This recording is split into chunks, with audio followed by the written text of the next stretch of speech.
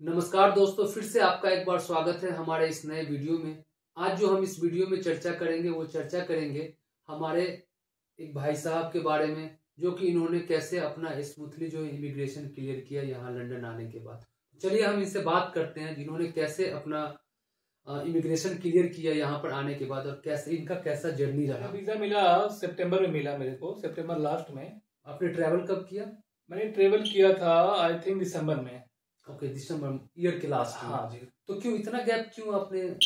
कुछ family issues थे और फाइनेंशियल कंडीशन मेरी थोड़ी सी गड़बड़ थी उस टाइम पे।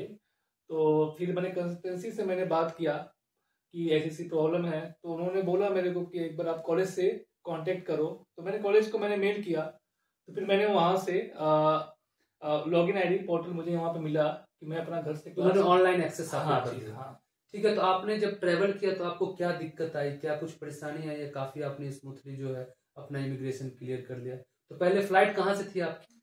एक्चुअली मेरी फ्लाइट जो थी वहाँ New Delhi to London Heathrow की थी। तो डायरेक्ट थी या कहीं वाया? मेरी जो फ्लाइट थी वो एम्स्टर्डम के थ्रू थी। वहाँ पे 2 घंटे का ले ओवर था वहाँ। तो वहाँ पर कोई वीजा का भी रिक्वायरमेंट है? जहाँ की मुझे पता है जो अब मतलब यूरोपियन कंट्री के थ्रू आते हो तो आपको ट्रांजिट वीजा लेना पड़ता है, तो क्या आपने लिया था? बहुत सारे लोग को इशू है कि एम्स्टर्डम में ट्रांजिट वीजा लगता है कि नहीं लगता है। तो मैं उन लोग भाई लोग को बता देता हूँ, उन लोगों को बता देता हूँ कि वहाँ पे ट्रांजिट वीजा फ्री है जो इंडियन पासपोर्ट होल्ड करते हैं। Okay okay. तो फिर वहां से एम्स्टर्डम के बाद आप डायरेक्ट चले आए लंदन। हाँ। तो लंदन एयरपोर्ट में कैसा रहा आपका इमिग्रेशन? जैसे आप कुछ बताइए, आप अपना एक्सपीरियंस शेयर कीजिए इमिग्रेशन के बारे में। अगर मैं लंदन हीथ्रो का एक्सपीरियंस शेयर करूँ तो मुझे काफी खुशी हुआ वहाँ पे पहुंचने के बाद। तो मैं जब यूके बॉर्डर इमिग्रेशन के पास पहुंचा वहाँ पे, तो वहाँ पे काफी लंबी लाइन थी। तो कुछ टाइम वेट करने के बाद जब मेरा टर्न आया वहाँ पे, तो इमिग्रेशन ऑफिसर ने मेरे से पासपोर्ट पूछा वहाँ पे। पासपोर्ट के रिगार्डिंग पहले आपने पासपोर्ट दिया? हाँ, पासपोर्ट दिया मैंने। तो उसके रिगार्डिंग मेरे से क्वेश्चन किया कि आपका नाम क्या है, डेट ऑफ बर्थ है और कहाँ से आ रहा है। कॉमन क्वेश्चन है। Common question. और उसके बाद फिर उसके बाद मैंने ऑलरेडी अपना सब कुछ डॉक्यूमेंट्स होल्ड कर रखा था हाथ में अपने इजी के लिए, कन्वीनियंट के लिए। तो फिर उन्होंने मेरा करेंट डिग्री मांगा, उसके बाद फाइनेंशियल स्टेटमेंट मांगा मेरे से, और बाकी मेरे डॉक्यूमेंट्स अपने पास मेरे पास था, जैसे कि अनकंडीशनल, कंडीशनल। तो उन्होंने सब कुछ मेरे को वापस दे दिया। तो बाकी कैश जो डॉक्यूमेंट्स था जो मुझे मिला था वो अपने पास उन्होंने ले लिया। अच्छा, ले लेने के बाद उसने क्या मतलब छोड़ दिया, क्या किया कैश लेने के बाद? कैश करने के बाद मेरे से कुछ उसके रिगार्डिंग, कैश से रिगार्डिंग कुछ क्वेश्चन किए कि आपका यूनिवर्सिटी कौन सा है, आपका कोर्स का नाम क्या है, आप किस लोकेशन पे जा रहे हो अपना कोर्स करने के लिए, कोर्स का ड्यूरेशन क्या है, यही वगैरह क्वेश्चन उन्होंने पूछा मेरे से। अच्छा, उसके बाद फिर उसने क्लियर कर दिया? कितना टाइम लगा होगा ये पूछने में? पूरा टाइम लगा सब कुछ क्लियर करने में, मुझे 5 मिनट लगा। लेकिन एट द लास्ट मोमेंट पे एक मेरे साथ स्टोरी क्रिएट हो गई थी वहां पे। ओके। कि मेरे से उसने मांग लिया कि आप ऐसा करो कि अपने कॉलेज के पोर्टल पे लॉगिन आईडी करके मुझे दिखा दो आप। ओके, ऑनलाइन हाँ जी। ठीक। तो मुझे इसके बारे में कुछ भी पता नहीं था। क्यों आप जिनसे फाइल करवाया था एडमिशन के लिए वो नहीं बताया? नहीं, उन्होंने इसके बारे में मुझे अवेयर नहीं कराया था। बाकी सब कुछ वही देख रहे थे, तो मुझे भी इसका आइडिया नहीं था। बाकी सारे डॉक्यूमेंट्स मैंने होल्ड कर रखे थे, ओरिजिनल कॉपी डॉक्यूमेंट्स के और हार्ड कॉपी, जेरॉक्स कॉपी सब मैंने ले रखा था।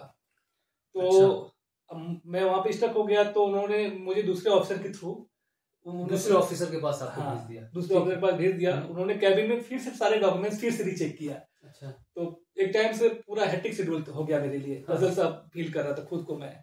तो उन्होंने रीचेक करने के बाद सब कुछ सही रहा। तो उन्होंने भी वही सेम क्वेश्चन किया जो मैंने आपको बताया था कि कोर्स जो यूनिवर्सिटी का पोर्टल है उस पर लॉगिन आईडी करके बेटा दिखा दो, आप दिखा दो। तो मैंने उनसे बोला कि थोड़ा सा मुझे टाइम चाहिए, वाईफाई मैंने कनेक्ट करवाया उनके थ्रू।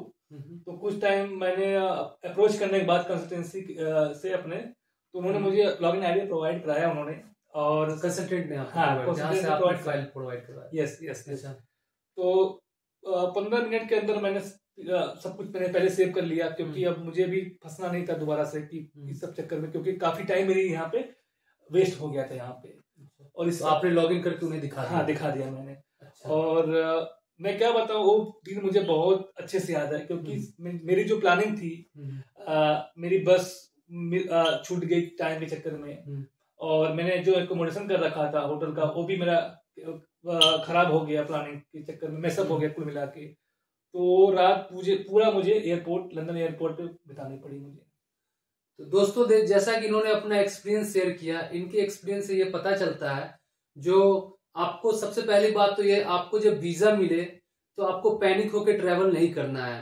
जैसे अगर मान लो कोई आपकी प्रॉब्लम आती है, जैसे मान लो फाइनेंशियल प्रॉब्लम हो गया, वीजा आपको मिलता है और आप टिकट देख रहे हो, टिकट का प्राइस बहुत हाई है, तो आप उस सिचुएशन में जो है आप कॉलेज को मेल भी कर सकते हो, यूनिवर्सिटी को मेल कर सकते हो, और वो आपको ऑनलाइन एक्सेस दे देते हैं आपका क्लास। ये श्योर कर लेना जो वीजा में जो है 3 मंथ्स का वैलिडिटी होता है, उसके अंदर में ही ट्रेवल करना है। हाँ ठीक है, पर पैनिक होके नहीं करना, नहीं तो आप परेशान हो जाओगे। और मेक श्योर करना कि आप यूनिवर्सिटी से आपको मेल आना चाहिए उनका कि कंफर्मेशन मेल।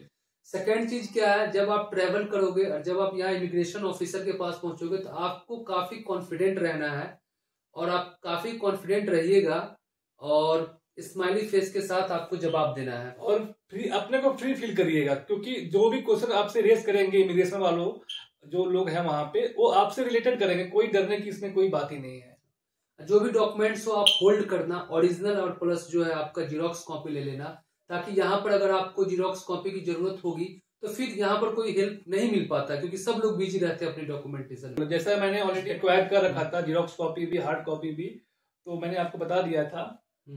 और नेक्स्ट ये ध्यान रखना है आपको, जो देखते इसके केस में क्या हुआ, इसका जो उन्होंने कैश ले लिया, और कैश से इन्होंने इससे जो है क्वेश्चन किया गया, क्योंकि इमिग्रेशन ऑफिसर के पास भी उतना पता नहीं होता, वो कई बंदे को चेक करते रहते, तो उसे क्या पता आप झूठ बोल रहे हो या सच बोल रहे हो। तो वो क्या करता है, आपका एक डॉक्यूमेंट होल्ड करता है इसके केस में, और वो उससे क्वेश्चंस करता है। तो ऐसे केस में क्या होगा, आप जो भी आपका डॉक्यूमेंट्स हो वो आप श्योर रहना उस डॉक्यूमेंट्स को 1 या 2 बार जो है गो थ्रू हो जाना, क्योंकि वो सब चीज आप ही के बारे में रहता है, सही और कोई दूसरे बारे में रहता नहीं है।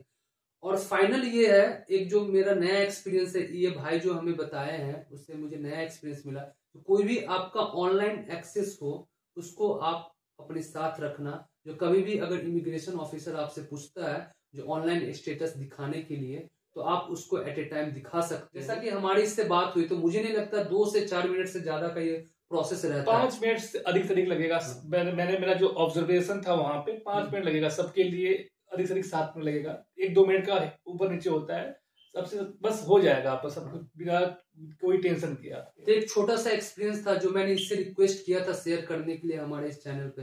एक्चुअली मैं भी इस पे नया हूँ, ये भाई भी नया है इस पे, और इस कंट्री में भी नया है। अगर आप भी नया हो तो कृपया इस चैनल को सब्सक्राइब करो और शेयर करो, ताकि जो हमारे दोस्त लोग यहाँ पर आने वाले हैं उसको ये अवेयर हो जाए इस चीजों से। ठीक है, थैंक यू वेरी मच आपको इस वीडियो को देखने के लिए।